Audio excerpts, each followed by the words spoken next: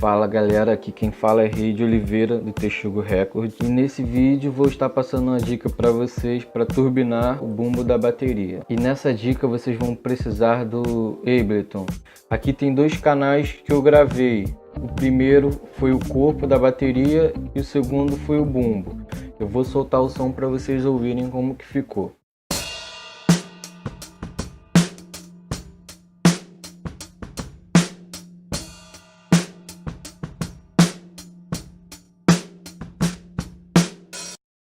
Ó, vou soltar só o corpo da bateria,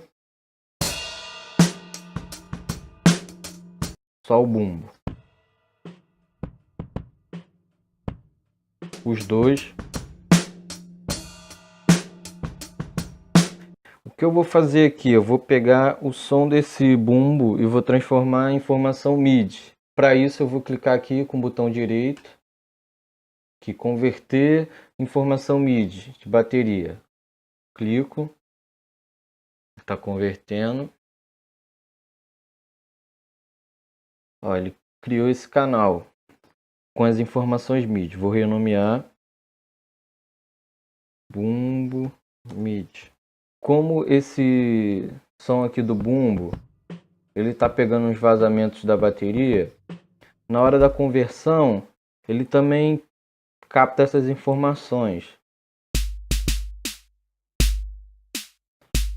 Aí o que eu vou fazer? Eu vou apagar as partes que eu não quero.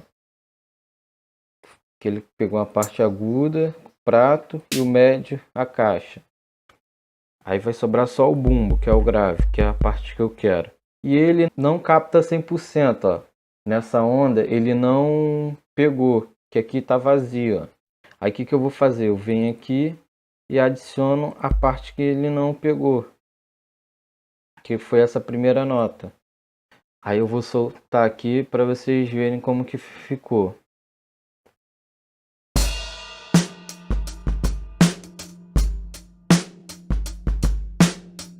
Sem o som MIDI.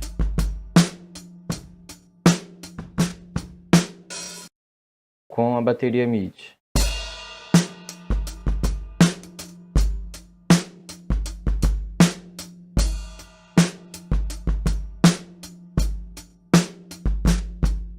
Então a dica foi essa. Se você gostou, compartilha, curte. Se vocês têm um amigo começando a fazer gravação, mostra o vídeo para o seu amigo. Se vocês quiserem, eu posso fazer um vídeo ensinando a fazer essa mesma técnica, só que em programas livres, caso você não tenha um Ableton. Se vocês quiserem, é só vocês comentarem aí que eu faço o vídeo.